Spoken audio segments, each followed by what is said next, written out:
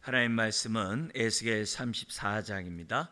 구약 1204페이지 에스겔 34장 1절 이하의 말씀인데요. 이 시간 6절까지 한 절씩 교도하시겠습니다. 여호와의 말씀이 내게 임하여 이르시되, 인자야, 너는 이스라엘 목자들에게 예언하라. 그들 곧 목자들에게 예언하여 이르기를, 주 여호와께서 이같이 말씀하시되, 자기만 먹는 이스라엘 목자들은 화 있을진저 목자들이 양떼를 먹이는 것이 마땅하지 아니하냐. 너희가 살찐 양을 잡아 그 기름을 먹으며 그 털을 입되 양떼는 먹이지 아니하는도다.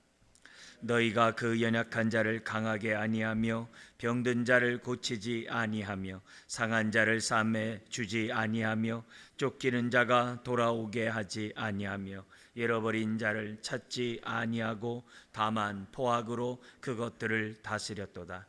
목자가 없으므로 그것들이 흩어지고 흩어져서 모든 들짐승의 밥이 되었도다. 내 양떼가 모든 산과 높은 맷뿌리에마다 유리 되었고 내 양떼가 온 지면에 흩어졌으되 찾고 찾는 자가 없었도다. 아멘. 오늘 말씀에 우리가 다 읽지 않았습니다만 우리 제목은 16절에 있는 말씀을 제목으로 삼습니다. 같이 읽어볼까요? 그 잃어버린 자를 내가 찾으며 쫓기는 자를 내가 돌아오게 하며 상한 자를 내가 싸매주며 병든 자를 내가 강하게 하려니와 살찐 자와 강한 자는 내가 없애고 정의대로 그것들을 먹이리라. 아멘. 우리 하나님이 선한 목자로서 우리의 삶을 먹이시고 입히시고 치유하시고 회복하시고 강하게 하신다고 하는 언약의 축복을 말씀하고 있어요. 그러니까 우리가 이런 16절의 말씀을 우리가 읽을 때마다 주여 이 말씀이 응하게 해주십시오. 왜냐? 하나님이 약속하지 않았습니까? 왜냐? 내가 하나님의 언약 백성이 아닙니까? 자녀의 특권을 내가 누리게 해주십시오. 그 증거 규절들이 되는 매우 귀중한 그런 16절의 말씀입니다. 자, 이런 가운데 우리 세 가지 강조점을 성경 규절을 통해서 한번 읽도록 하겠습니다. 우리 4절에 나와 있는 것처럼 오늘 말씀의 주된 내용이 이거와 달리 반대로 정말 선한 목자가 없음으로 인해서 정말 이 고통을 당하고 있는 양들의 모습을 단적으로 설명한 것이 4절입니다. 같이 한번 읽겠습니다. 너희가 그 연약한 자를 강하게 아니하며 병든 자를 고치지 아니하며 상한 자를 싸매주지 아니하며 쫓기는 자를 돌아오게 하지 아니하며 잃어버린 자를 찾지 아니하고 다만 포악으로 그것들을 다스렸도다. 이 내용이 이제 우리 거짓 싹군 목자에 대한 하나님의 그 경고의 메시지입니다. 그 다음에 우리 두 번째 봐야 될 것은 우리 주제와 연관해서 15절 같이 한번 읽겠습니다. 내가 친히 내 양의 목자가 되어 그것들을 누워 있게 할지라 주 여호와의 말씀이니라. 우리 하나님께서 친히 우리의 목자가 되신다. 이 얼마나 복된 얘기인지 몰라요. 그래서 이런 얘기를 잘 반영한 게 시편 23편이죠. 그죠? 여호와는 나의 목자라는 그 규절. 오늘 다시 한번 우리 주기도문에서 우리에게 일용할 양식을 주시는 선한 목자, 그 하나님을 다시 한번 우리가 언약 백성인 저와 여러분들은 확실히 믿고 흔들리지 말아야 될 줄 믿습니다. 하나님이 어떠한 일을 행할 때는 미리 말씀하시잖아요.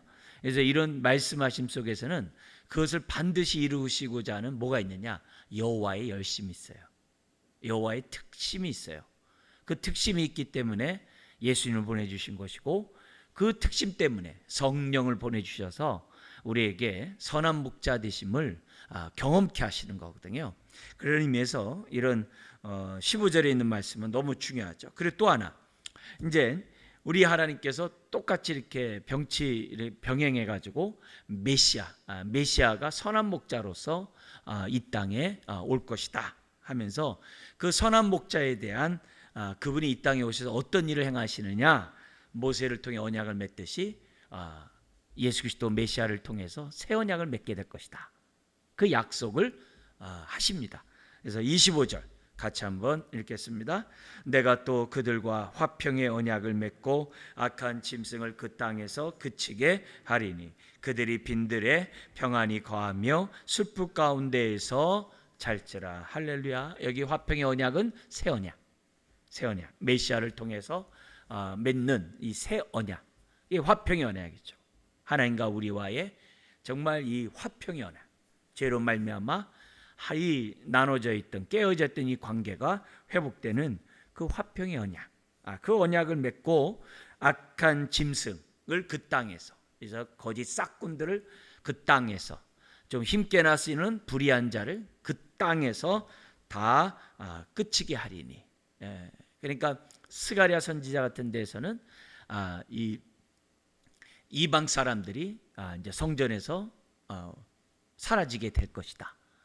예수님 시대 와서는 종교 지도자들에 대해서 어미 꾸짖으면서 그 싹군 그 목자들 갖다가 이렇게 심판하시는 이런 장면이 신약에서 나오죠. 자, 그런 내용이 이 34장에 기록되어 있어요. 사실 오늘 말씀은 34장만 끝나는 게 아니라 37장까지 이어져요. 37장까지 이어지게 되는데요. 메시아를 통해서 내가 이 땅을, 이 가나안 땅을 내가 회복할 것이고, 그리고 내가 메시아를 통해서 내가 내 백성을 새롭게 할 것이다. 새로운 피조물이 되게 한다는 우리 고린도후서 5장에 바울의 말 있잖아요. 그렇게 하겠다. 뭘 통해서 그렇게 하느냐? 거기 이제 나오는 거예요. 새 언약을 맺음으로. 새 언약을 맺음으로 하나님이 지금 어떻게 돼요? 새 백성을 만들 것이고 새 하늘과 새 땅을 만들 것이라는 것을 우리 하나님께서 예언하시는 것을 보게 됩니다. 자, 그런 가운데 거기 강의 안에 나와 있는 것처럼 장차 메시아가 와서 백성을 인도하여 백성과 새 언약을 체결할 것이고, 그 다음에 뭐라 그래요? 새 언약 백성은 어디에서요? 가나안 땅에서 온전히 하나님의 임재 안에 살게 될 것이다. 그래서 가나안 땅이 하나님이 거하시는 성전이 되게 하리라 하면서 에덴 동산의 그 회복, 왜냐하면 에덴 동산 하나님이 임재하는 성전이잖아요.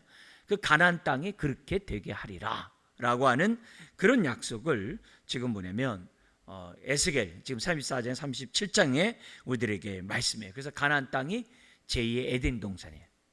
장소가 중요한 게 아니라 하나님이 임재하시는 거룩한 성전이 되게 하신다는 것이 제2의 에덴 동산이 되게 한다. 이런 표현을 지금 쓰고 있어요. 여기에 대한 좀 더 관심 있게 보시면 우리 금요 성경 우리 강좌에 우리 성전의 그 주제로 신구약 성경 전체를 여러분들에게 강의한 내용들이 있어요. 그걸 보시면서 이 부분을 보강하시면 우리의 신앙이 보다도 온전하게 질 것이라고 믿습니다. 자, 그러면서 그 제2의 에덴 동산 가나안 때 들어가면 이제 더 이상 쫓기는 일이 없을 것이다. 모세 언약에는 모세의 말씀을 지키면 복을 받고 그렇지 않으면 언약의 축복에서 제외되리라. 그래서 불순종한 자가 가장 큰 형벌이 포로로 끌려가는 건데 그것대로 바벨론 포로로 끌려간 거예요. 그것대로. 근데 새 언약이 되면은 다시는 쫓겨난 일이 없을 것이라는 거예요. 왜요? 하나님과 우리와의 관계가 일시적인 관계가 아니라 영원한 관계가 되니까. 우리 안에 임마누엘, 영원토록 떠나지 않고 함께 하실 것이니까 다시는 언약의 축복을 누리지 못하는 그런 일이 없게 할 것이다. 이게 새 언약의 축복이에요. 그러니까 우리가 예수 그리스도를 믿고 난 다음에 우리가 받게 된 축복이 뭐냐라고 얘기했을 때 이런 걸 줄줄줄 이렇게 촤촤촤 얘기를 해야 돼요. 하나하나가 다 우리가 예수 믿는 자가 누려야 되는 새 언약의 축복이에요. 자녀의 축복이에요. 자녀의 또한 특권이기도 해요. 그래서 그런 것들을 우리들이 기억해야 되는데, 특별히 우리가 죄를 더 이상 짓지 않도록 하기 위해서 하나님이 특단의 조치를 해요. 그게 뭐냐면 새 마음과, 거기 우리 성경에 나와 있는 그 모습처럼 내가 새 마음과 새 영을 너에게 줄 것이다. 이게 이제 36장에 구체적으로 나옵니다. 그리고 이렇게 이 새 마음과 새 영은 우리가 뭐예요? 성령으로 말미암아 우리들이 이런 축복을 얻게 될 것이다. 그래서 여기서 우리가 굉장히 중요한 성령론이 나와요. 뭐냐면은 성령님을 언약과 떨어져서 생각하면 자칫 잘못하면 이렇게 신비주의로 은사주의로 가요. 성령님이 이 땅에 오시는 가장 핵심적인 내용이 오늘 이 34장에 있는 거예요. 34장에서 37장 안에 있는 거예요. 그래서 성령님을 새 언약과 연관해서 생각할 때 그 성령님이 인격적이고 올바른 성령이 돼요. 그래서 성령님이 오셔서 행하는 가장 주된 일들이 뭐냐? 그게 이제 오늘 이 34장에서 37장 나오는 거고, 그게 또 어디 나오느냐? 예수님이 요한복음 마지막 제자들에게 강론해서 내가 너에게 떠나는 것이 유익하다. 떠나야 보혜사 성령이 너에게 오실 것이라는 그 말씀과 이렇게 짝을 이루어요. 그래서 이게 굉장히 중요한 성령론이에요. 그러니까 이걸 제외해놓고 하다 보면 은사, 능력 막 이런 쪽으로 이렇게 성령을 갖다가 이렇게 편협되게 보기 때문에 이렇게 건강한 이렇게 인격적인 그런 신앙들을 갖지 못하는 일이 한 폐단으로 나타나게 됩니다. 그래서 예수님이 왜 임마누엘로 이 땅에 오셔야만 했는지 이런 것들이 다 뭐예요? 새 언약을 이루기 위한 거예요. 새 언약의 축복을 우리에게 주시고자 하는 하나님의 뜻이라는 것을 우리가 기억해요. 그러니까 성탄절도 언약과 떠나가지 성탄절을 생각하면 편협되게 이해하게 되는 거예요. 언약의 새 언약의 성취로 성탄절을 저와 여러분들이 생각하실 때 이 성탄절이 의미가 있는 거예요. 지금 사실 34장에서부터 이제 본격적으로 마태복음하고 짝이 이렇게 같이 가요. 이 마태복음의 주된 내용과 이렇게 맥을 같이 하면서 우리들에게 하나님이 이제 에스겔과 마태복음을 통해 가지고 엄청난 새 언약의 축복을 하나님이 주실 거예요. 그리고 마태복음에 나와 있는 그 새 언약의 축복이 무엇인지를 우리가 이제 점점 지금 이제 클라이막스로 가면서 저와 여러분들이 더 알아가게 되는 거죠. 자, 그런 의미에서 이 에스겔의 말씀을 잘 들을 때 마태복음, 우리 주일날 하는 마태복음도 은혜가 돼요. 그만큼 잘 이해할 수 있는 우리가 된다는 것을 기본적으로 염두에 두셔야만 합니다. 자, 이런 가운데 34장에서 메시아를 통해서 내가 화평의 언약, 새 언약을 체결하게 될 것이다. 이렇게 이제 34장에 나타난 주된 메시지라는 것을 우리들에게 가르쳐주고 있습니다. 자, 여러 가지 얘기를 나눌 수 있겠습니다만 우리 시간상 우리 강의 안에 나와 있는 내용들을 중심으로 먼저 보도록 하겠습니다. 자, 오늘 어쨌든 여기서 우리들이 여러분들이 주목해야 될 것은 아까 우리가 읽었던 4절과 지금 두 번째 읽었던 우리가 이제 15절 16절이 서로 대조가 된다는 것만은 기억하셔야 돼요. 예. 그래서 선한 목자 참된 목자가 와서 16절 같이 하나님이 축복할 것이다.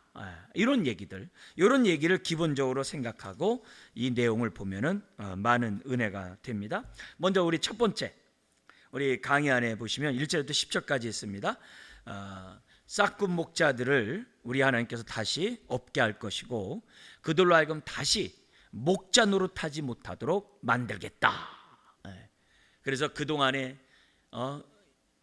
가나안 땅에 있는 그 유대 지도자들, 싹군 지도자들, 심지어는 포로로 끌려왔음에도 불구하고 백성들에게 올바로 인도하지 않고 있는 거짓 선지자와 같은 이 싹군 목자들, 우리 하나님께서 어때요? 다시는 그들이 지도자 노릇, 목자 노릇을 하지 못하도록 하나님이 하시겠다. 이거 하나님의 준엄한 심판이죠. 그런 내용이 1절 10절에 나옵니다. 먼저 1절부터 6절 우리 한번 거기 우리 강의한 내용을 한번 같이 읽어볼까요? 이스라엘의 이기적인 목자들로 인해 양떼가 온 지면에 흩어진 상황을 묘사한다. 여기 목자는 자연스럽게 지도자겠죠. 이 지도자는 가나안 땅에 있는 예루살렘에 있는 지도자만이 아닌 게 아니라 포로를 끌려온 그런 자들 속에 있는 그런 지도자들이에요. 그런 지도자에서 우리 하나님께서 책망하시는데 그들이 어떤 자냐? 2절부터 3절에서 보니까는 핵심이 뭐냐면 거기 나오는 것처럼 어떻게 돼요? 배만을 불리는 그런 자들이라고 2절 3절에 기록하고 있습니다. 그러니까 여기 2절에 목자는 양떼를 먹이는 게 마땅하지 않냐. 그런데 오히려 너희가 살찐 양을 잡아 그 기름을 먹으며 그 털을 입되 양떼는 먹이지 아니하는도다. 자기 배만을 채우는 그런 자기 욕심만을 행하는 예수님 당시에 성전을 강도의 굴열로 만들어버렸던 그런 목자, 그 모습을 지금 얘기하고 있습니다. 그러면서 4절에 이 양떼를 갖다가 뭘로 다스렸냐면은 4절 제 끝에 보니까 돌보지 않는 것은 두말할 것도 없고 포악으로 다스렸대요. 포악으로 다스렸다. 이 포악이 힘이에요. 파워예요. 권력이에요. 무력이에요. 무력으로 뭐냐면 백성들을 쥐어짰다는 거예요. 아주 그냥 독재 그런 것처럼 아주 그렇게 했다는 거예요. 그리고 여기서 뭐냐면 이 다스리다라는 그 포악으로 다스렸다 할 때 이 다스린다는 단어 자체가 선한 목자로 다스린다는 단어가 아니라 폭군으로 이방인의 왕처럼 다스렸다 이 말이에요. 그러니까 아주 나쁜 거죠. 그러니까 이런 모습에서 뭐가 없는 거예요? 결국은 공의가 없는 거죠. 하나님의 공의와 정의가 사라진 그 모습을 여기서 보여주고 있죠. 그 결과 5절에 목자가 없으므로, 예수님이 그러잖아요. 오병의 역사를 일으킬 때 다 목자 없는 양같이 정말 유리하는 그런 양들을 보면서 우리 주님이 어떻게 돼요? 오병의 역사를 일으키잖아요. 바로 이 예언을 성취하는 거거든요. 이 예언을 성취하는 거예요. 그러니까 목자가 없는 거예요. 그 당시 유대 지도자들이 있죠. 그러나 그들은 목자가 아니었어요. 싹군이었지 목자가 아니었죠. 그 결과 어떻게 돼요? 흩어져서 들짐승에 밥이 되거나 또 어떻게 돼요? 유리하는 자가 되었다는 것을 보고 있는 거예요. 그러니까 어느 누구도 그 양을 갖다가 책임지려고 하지 않는 그 모습. 그러니까 예수님 당시나 에스겔의 그 시대의 지도자들이나 다 똑같다는 것을 보여줍니다. 특별히 6절 한 번 더 읽어볼까요? 내 양떼가 모든 산과 높은 맷뿌리에마다 유리 되었고 내 양떼가 온 지면에 흩어졌을 때 찾고 찾는 자가 없도다. 맷뿌리는 언덕을 말해요. 그러니까 거기서 유리되었다라는 그런 이 표현 속에 뭐가 있냐면은 유리되었다라는 그 표현 속에서는 뭐냐면 갈 바를 알지 못하고 이리저리 돌아다녔다는 거죠. 근데 갈 바를 알지 못하고 이리저리 돌아다니는데 아니 하나님께 나오면 되잖아요. 근데 하나님께 나오지 않았다는 말이 포함됐어요. 그러면 이 말 속에서는 뭐까지 포함되는 거예요? 자기의 탐심대로 우상을 쫓아다니다 보니까는 이리저리 탐심에 따라서 전혀 다 유리하게 되는 그 모습을 내포하고 있는 내용이 바로 6절입니다.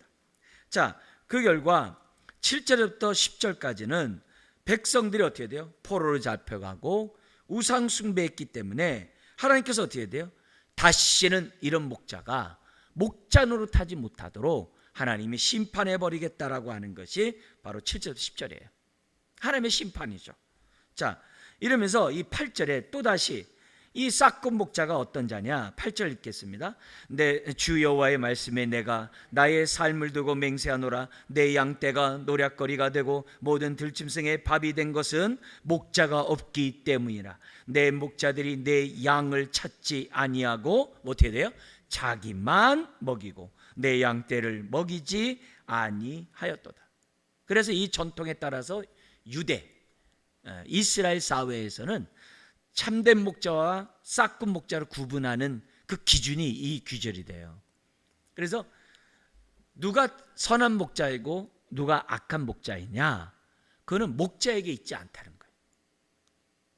목자가 거룩하고 목자가 유해 보이고 목자가 이렇게 막 배려를 잘하는 것 같고 막 말도 부드럽게 하고 막 아주 막 그렇게 한다고 해서 선한 목자가 아니래요. 그 목자가 선한지 악한지의 기준이 양에 있다는 거예요. 목자에게 있는 게 아니라 양털이 기름지면 목자는 선한 목자예요. 양털이 거기 나온 것처럼 4절에 있는 것처럼 파리하고 아주 병약하고 정말 너무나도 정말 고통 가운데 있다고 한다면 그 목자는 안 봐도 악한 목자라는 거예요. 그 기준이 나오게 돼요. 그러니까 오늘도 하나님이 저에 대한 평가도 똑같은 거예요. 뭐예요? 제가 뭐 막 하고 그런 게 중요한 게 아니라 성도들이 아주 그냥 하나님의 풍성한 은혜 가운데 있느냐, 아주 그냥 빈약한 가운데 있냐 보면서 목회를 잘했냐 못했냐 평가하는 거예요. 여러분의 부서에서 여러분이 섬기는 거기에서 내가 잘했냐 못했냐, 그 내 열심이 중요한 게 아니에요. 나랑 함께한 사람이 나 때문에 하나님의 임재를 그만큼 경험하고 하나님의 언약의 축복 가운데 살았냐 못 살았냐 거기에 있는 거예요.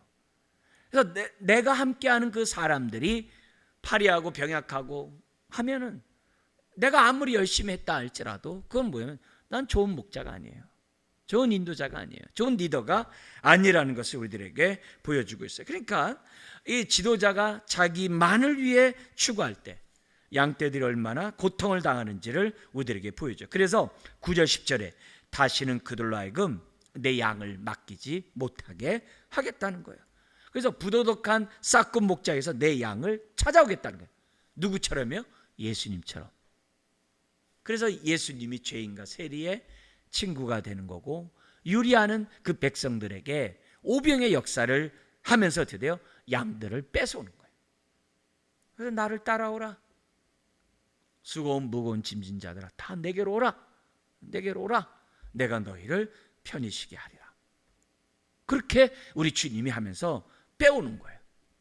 빼오시는 거예요. 그 장면이 오늘 이런 말씀에 저거죠. 그러면서 어디로 인도해요? 제2의 에덴 동산으로 지금 하나님이 인도하듯이 우리는 어디예요? 주의 나라로 인도하는. 근데 감사하게도 주의 나라는 죽어서 가는 것이 아니라 예수 그리스도를 영접하는 그 순간 성령이 우리 안에 임해서 새 마음과 새 영을 갖는 그 순간에 우리가 어떻게 돼요?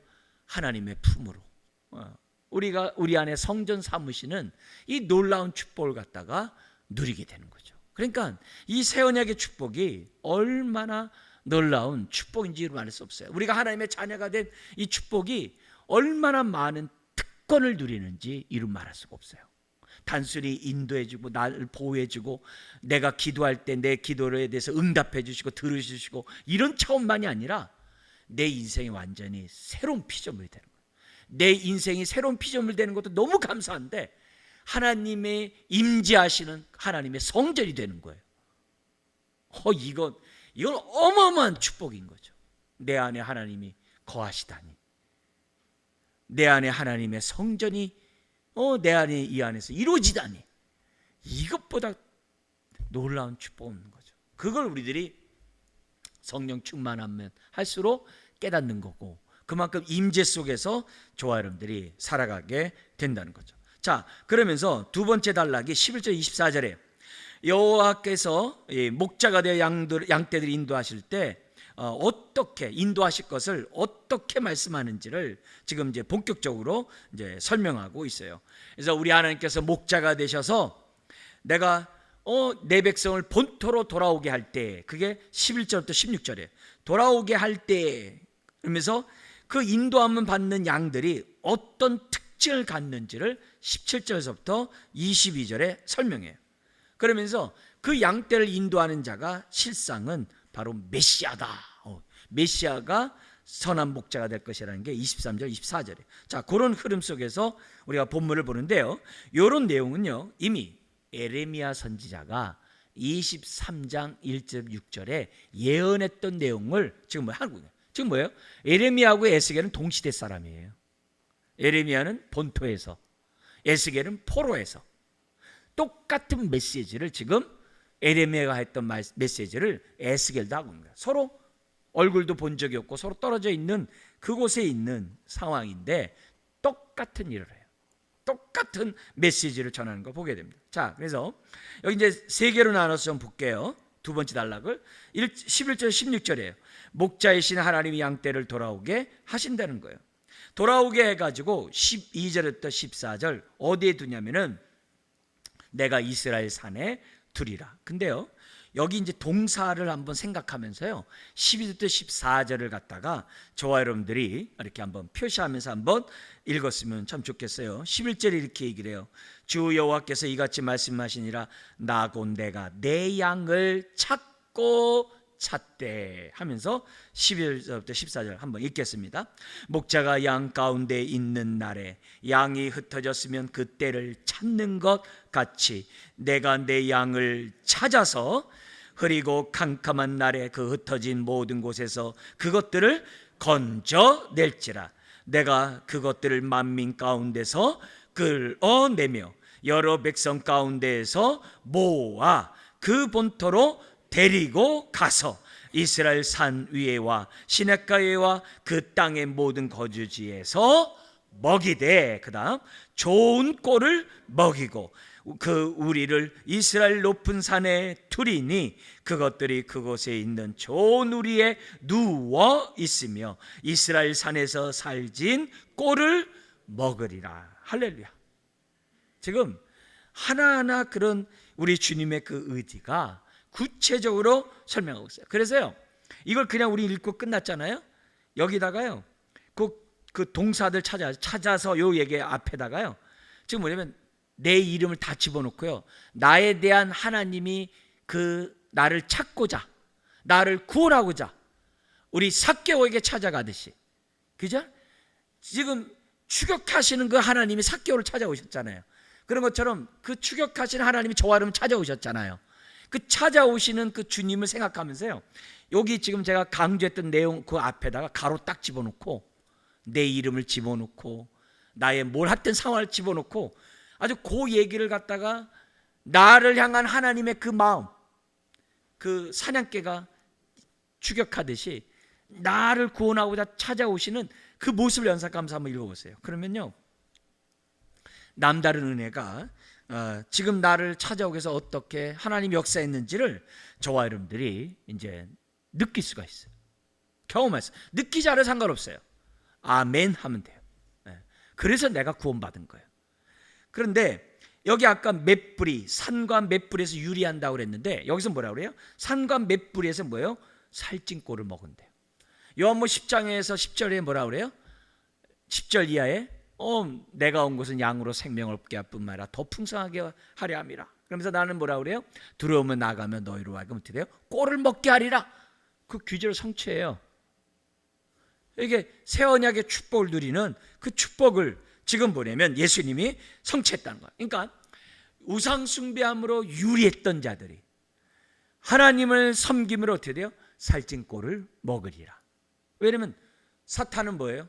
죽이고 도둑질하고 멸망시키는 거거든요. 우상 숭배는 뭐예요? 죽이고 도둑질하고 멸망시키는 거거든요. 근데 우리가 뭐예요? 하나님을 믿을 때, 주님을 믿고 자녀가 되었을 때 양으로 생명롭고 더 풍성한 삶을 살아가도록 예수님이 이 땅에 오셨고 그걸 누리도록 하신다는 거죠. 그러면서 여기 16절에 우리 아까 주제에 있는 것처럼 이 하나님의 인도와 돌봄을 받는 그 약대는 다 어떻게 돼요? 잃어버리고 쫓기고 상하고 병든 자들로 묘사되고 있어요. 그런 자들을 하나님 드려 다 모아서 찾고 또 찾아서 잃어버린 한 마리 양을 찾기 위해서 99마리를 뭐야? 들에 두고 한 마리 양을 찾아간다 그랬잖아요. 99마리 우리에 둔 다음에 찾아간 게 아니라 들에 두고 잃어버린 한 마리를 찾아간다 그랬잖아요. 바로 그 모습, 그런 속에서 하나님이 드디어 평안하게 하시는, 탕자처럼 잔치를 배설하시는, 시편 23편처럼 내게 부족함이 없으리라, 원수의 목전에서 잔치상을 베푸시는 그 모습을 지금 뭐예요? 우리 주님이 나타내고 있는 내용들이에요. 자, 그러면서 그러나 여기서 어떻게 돼요? 살찐 자와 강한 자와 이 싹군과 좀 부자들과 여기 교만한 부자들, 그런 살찌고 강한 자는 그 양떼에서 뭐예요? 배제시켰다. 오로지 하나님 앞에 회개하고 겸손하고, 의도 터져도 교만한 자 있거든요. 그게 아니라 의도 터짐으로 내가 회개하고 겸손한 그런 자들을 하나님 드디어 다 데려오겠다. 그래서 이 성경에서는요, 이렇게 본토로 돌아오는 자들에 대한 묘사를 여러분 강의하는 것처럼 미가서 2장 12절 13절이나 에레미야 31장 같은 데는 뭘로 표현하냐면요, 다리 저는 자로 표현해요. 다리 저는 자. 그러니까 얼마나 고통을 당했으면 제대로 걸을 수가 없어요.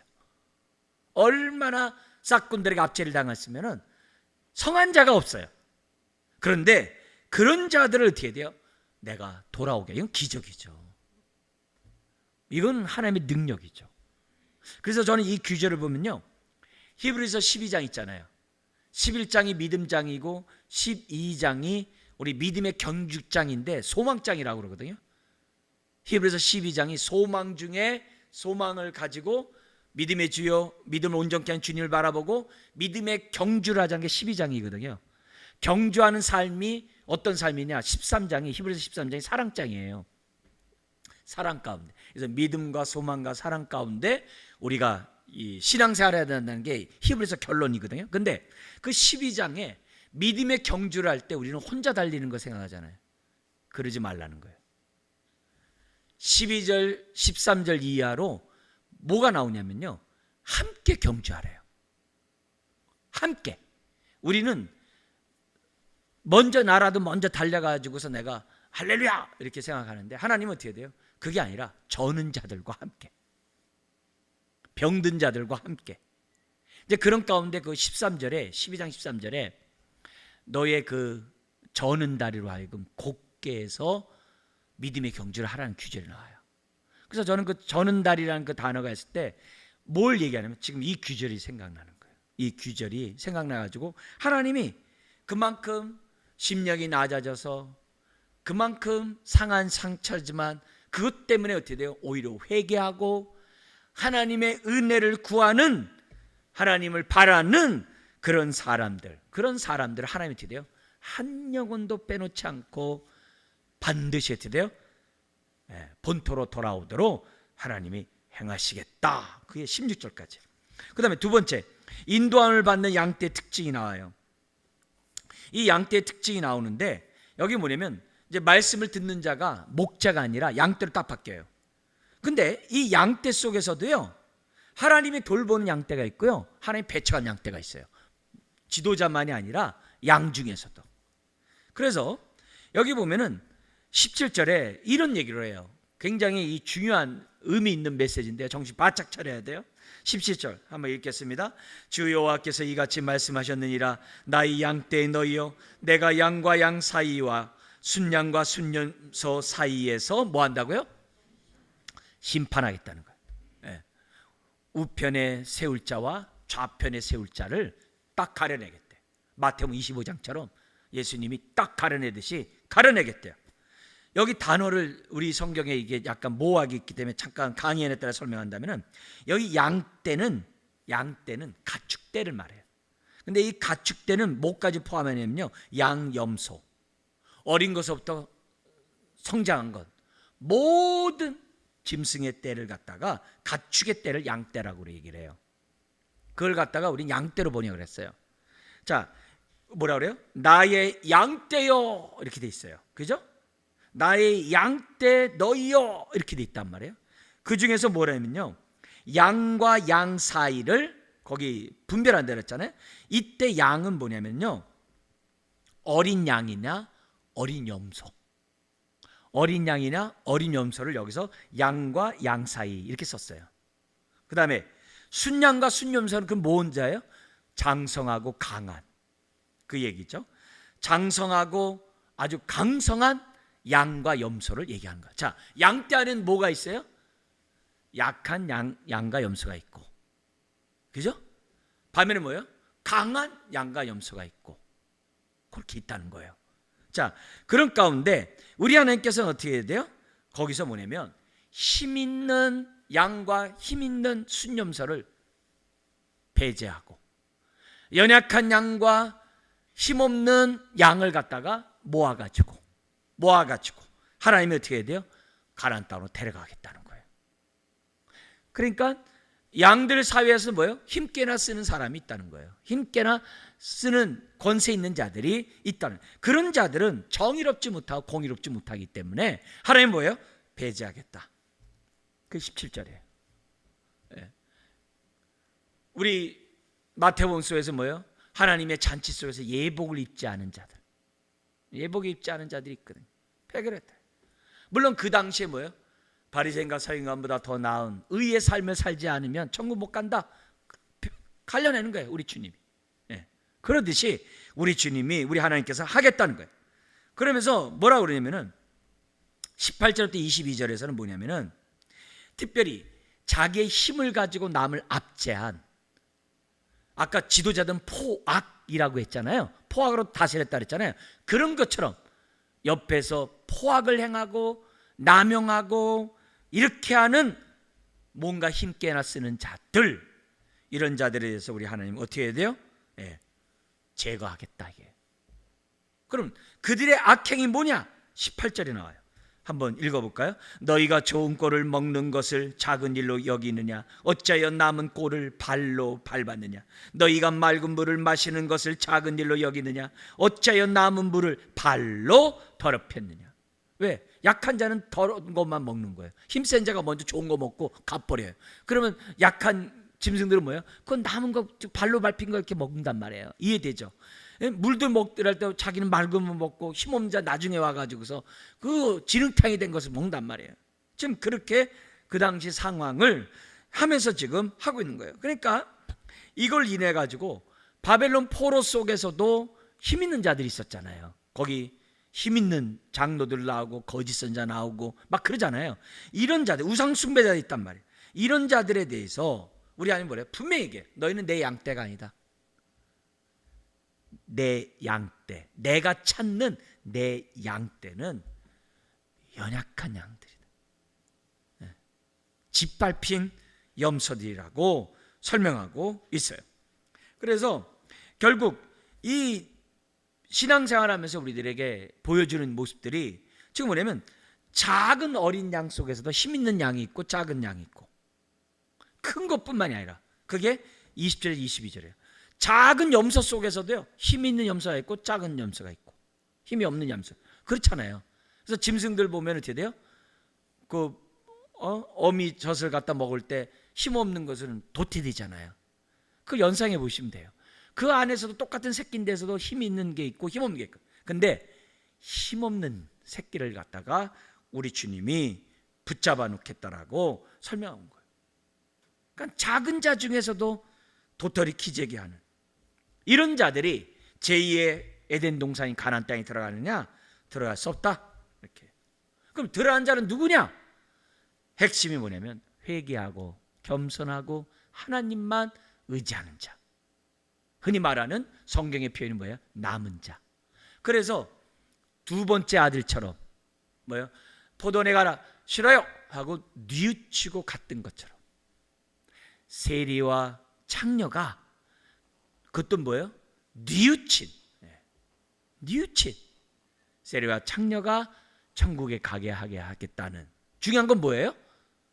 저는 힘이 없기 때문에 구원받는다 이게 아니라 회개하고 하나님을 의지하는 그런 자가 하나님의 구원을 보겠다고 말씀하는 거예요. 이 얘기를 시청각적으로 예수님이 보여주는 거예요.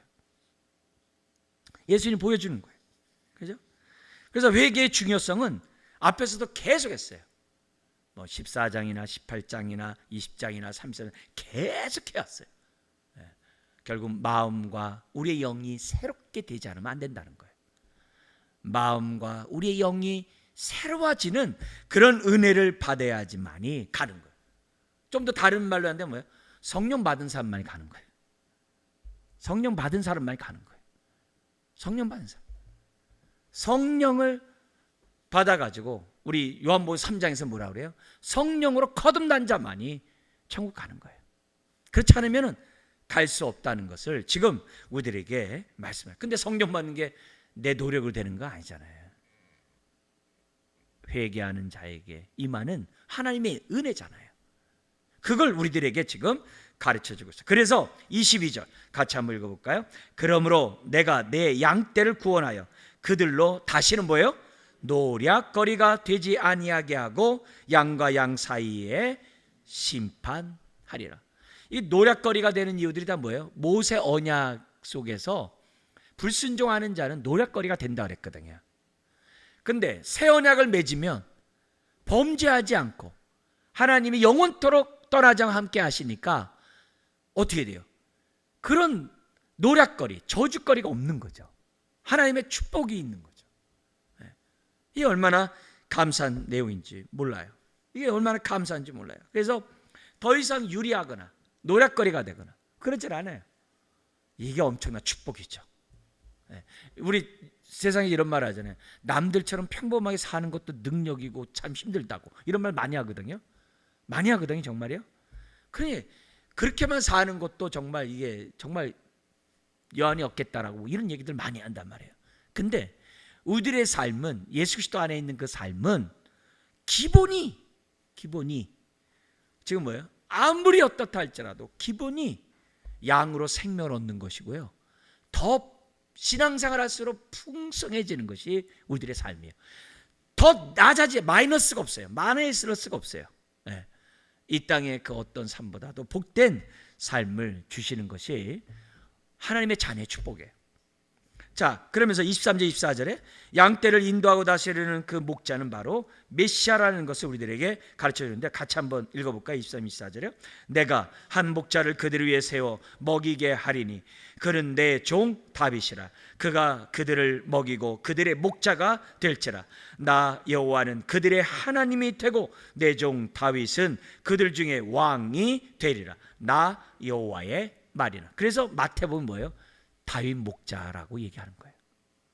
예수님을 다윗 목자, 선한 목자라고 얘기하는 그 말이 마태복음에 왜 나왔느냐? 바로 이 귀절 때문에 그런 거예요. 이 귀절이에요. 이 귀절.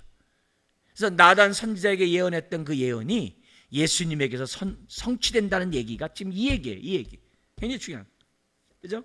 그러니까 하나님과 메시아는 뭐예요? 거의 지금 뭐예요? 동격이라는 것을 이 본문은 지금 우리들에게 지금 가르쳐주고 있어요. 자, 이런 부분에서 우리가 이 선한 목자로서 하시겠다는 이 얘기는 에스겔, 에레미야, 미가서 아주 곳곳에서 종합적으로 지금 우리들에게 말씀하고 있는 것을 보게 됩니다. 자, 이런 가운데 세 번째 단락으로 넘어가 볼까요? 25절부터 31절에 새 언약을 통해 내 백성이 다시 수치를 당하지 않을 것을 성경 우리들에게 말씀하고 있습니다. 자, 여기에 하나님이 보내는 선한 다윗 목자는 누구냐? 다윗 목자는 누구냐? 바로 메시아라는 거예요. 네, 메시아라는 거예요. 그 메시아가 이 땅에 오셔서 언약을 맺는데 우리는 그걸 다 새 언약 그러잖아요. 다른 말로 하면 오늘 25절에 화평의 언약을 맺겠다라고 기록되어 있어요. 그래서 이 화평의 언약. 그래서 로마서 5장 1절 이하에 언약 우리가 믿음을 의롭다함 받은 자가 누리는 축복 5가지가 쫙 나오잖아요. 그 5가지 중에 하나가 뭐예요? 화목의 축복이거든요. 이 화평케 되는 축복이거든요. 네. 그러니까 이런 복이 오늘 이제 저와 여러분들이 신약 안에서 누리는 축복이죠. 근데 요 메시아가 출현한 다음에 화목의 이 화평의 언약을 맺으리라 새 언약을 맺으리라는 얘기가요. 여기만 있는 게 아니라 이사야 53장 54장에 나와요. 53장 여러분 잘 아시죠?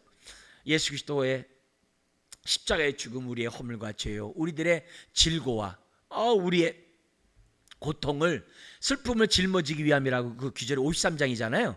그 54장이 언약을 맺으라는 약속이에요.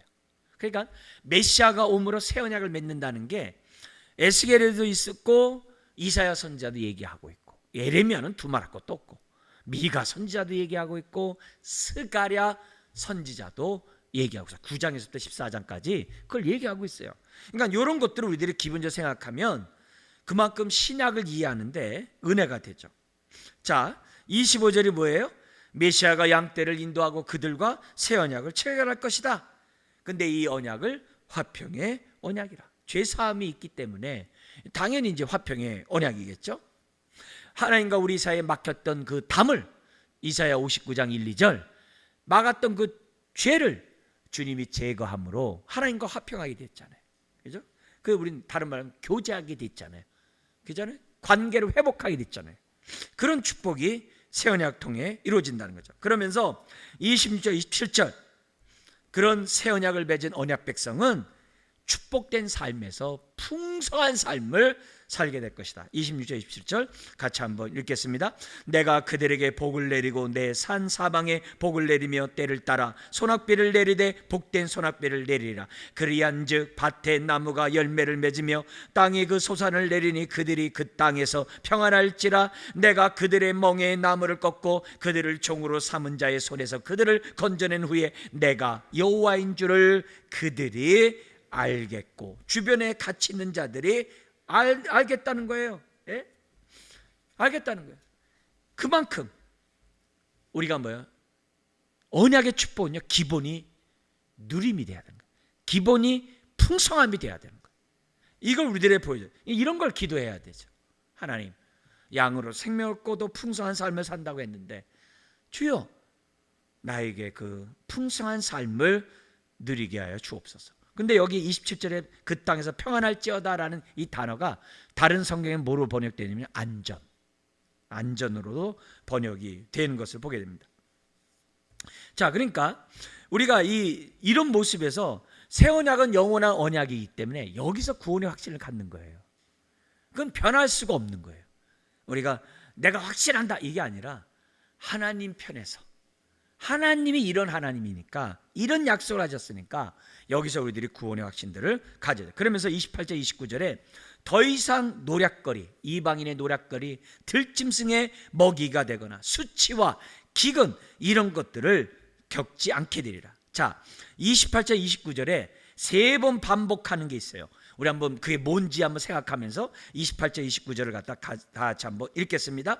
그들이 다시는 이방인의 노략거리가 되지 아니하며 땅의 짐승들에게 잡아먹히지도 아니하고 평안히 거주하리니 놀랄 사람이 없으리라. 내가 그들을 위하여 파종할 좋은 땅을 일으키리니 그들이 다시는 그 땅에서 기근으로 멸망하지 아니할지며 다시는 여러 나라의 수치를 받지 아니할지라. 할렐루야. 뭐가 3번 반복돼요? 다시는. 이게 영원하다는 거예요. 이게 새 언약의 축복이에요. 영원해요. 취소되지가 않는 거예요. 영원하게 하시는 거예요. 그렇게 함으로 결론적으로 2가지가 나와요. 뭐냐면 30절 이방인이 하나님이 여호와인 줄 알게 하리라. 그렇죠? 그게 이방인이 알게 돼요. 이방인만 알게 돼요. 그 안에 우리도 누림으로 하나님이 여호와라는 것을 알게 되겠죠. 그래서 언약의 이 축복이 나와요. 30절 같이 한번 읽어볼까요?